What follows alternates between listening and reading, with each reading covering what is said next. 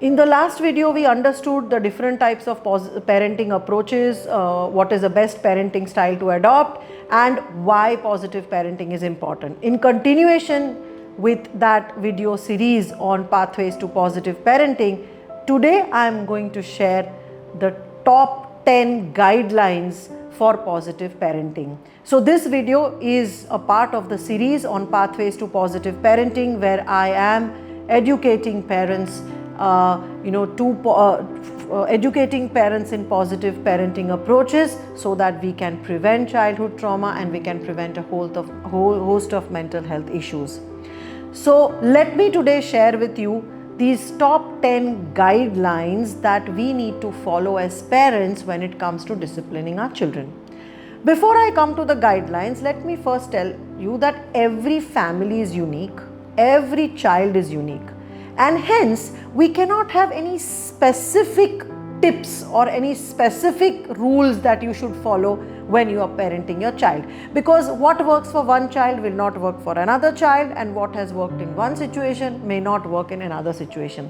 And hence, in order to adopt this positive parenting, or order to improve your relationship with your child and to have more resilient, emotionally resilient children, it is important to look at positive parenting more from the framework of a guideline rather than an actual do's and don'ts. Because we cannot, any parenting coach cannot give you specific do's and don'ts for specific problems and situations, because like I said, it is unique to every family, to every child and every parent.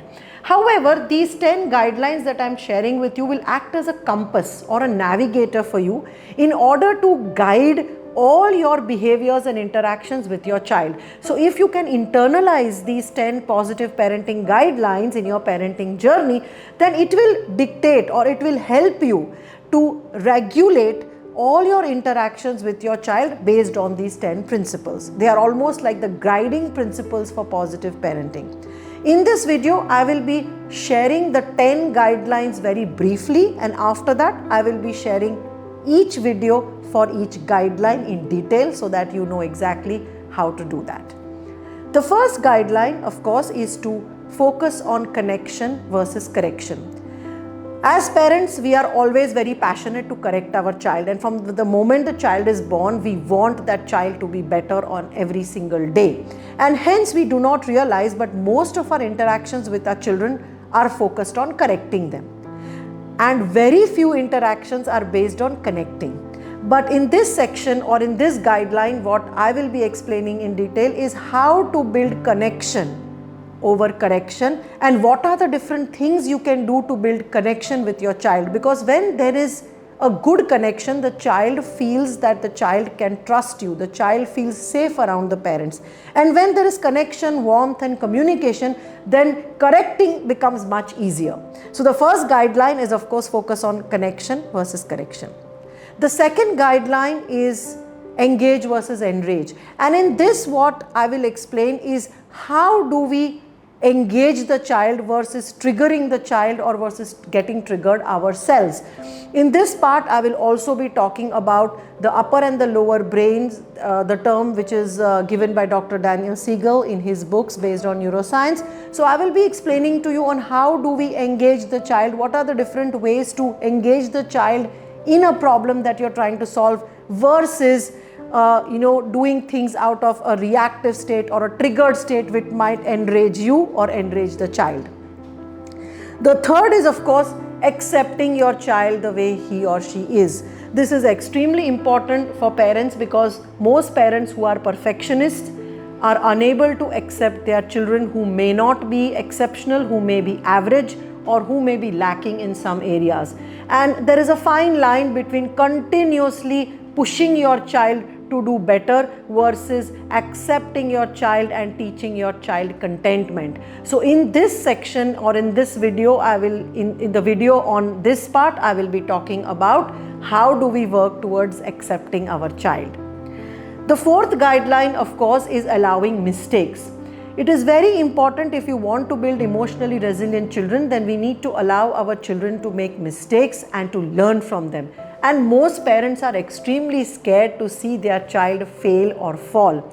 And when children are not allowed to make mistakes, it affects their confidence, it affects their self-worth, and it also affects their ability to solve problems.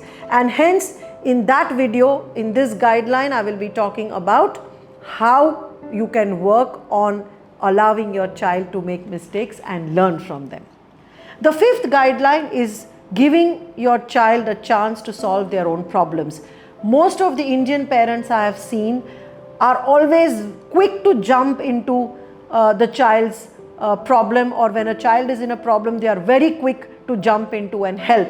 And most parents are not able to understand when is the right time for a child to be able to to be allowed to solve his or her own problems with friends, problem with schoolwork, problem with teachers, or other sort of issues. So in this section, I will be talking about what are the different ways where you can encourage a child to solve their own problems and how that will help your child build confidence and independence. The sixth is also connected to point number 4 and 5, where it says encourage age appropriate independence for your children. Remember, from the age of 2 and 3 also, children can become independent in small areas of their life.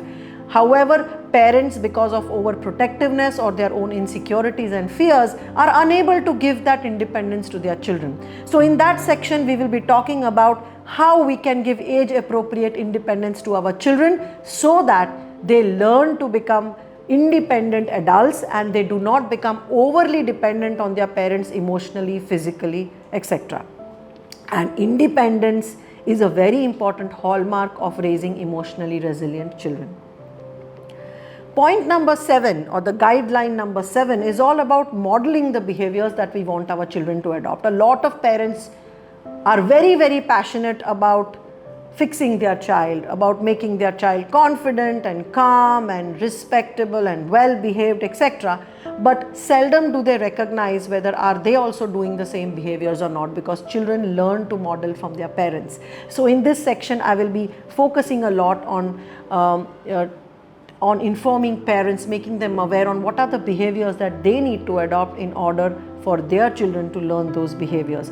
Remember, for parents, self-awareness, being conscious about their own behaviors, is one of the biggest tools to help them parent their own children better.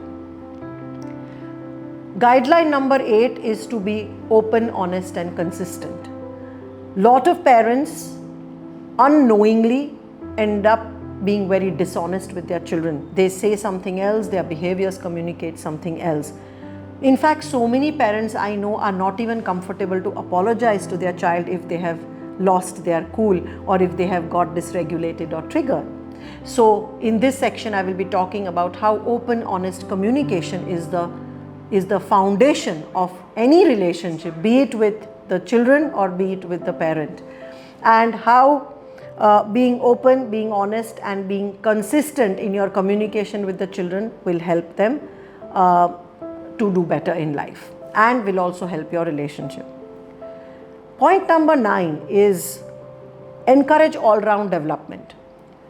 I know many parents are already moving towards this, but still we have a whole lot of parents who are only focused on the academic development of a child, and their hallmark of good parenting is that the child should do well academically.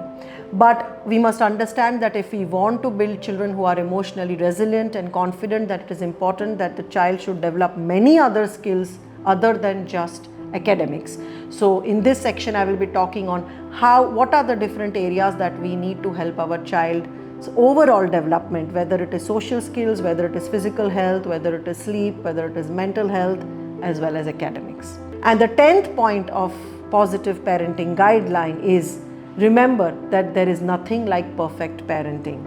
Parenting can never be perfect because we are not working with machines, we are not working with products, we are working with human beings.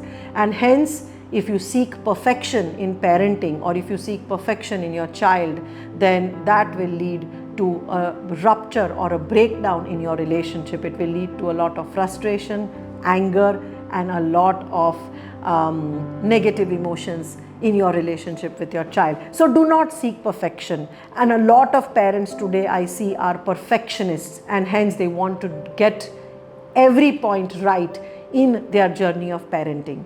So the last guideline is, according to me, the most important, that do not seek perfection from yourself or from your children or from your parenting journey.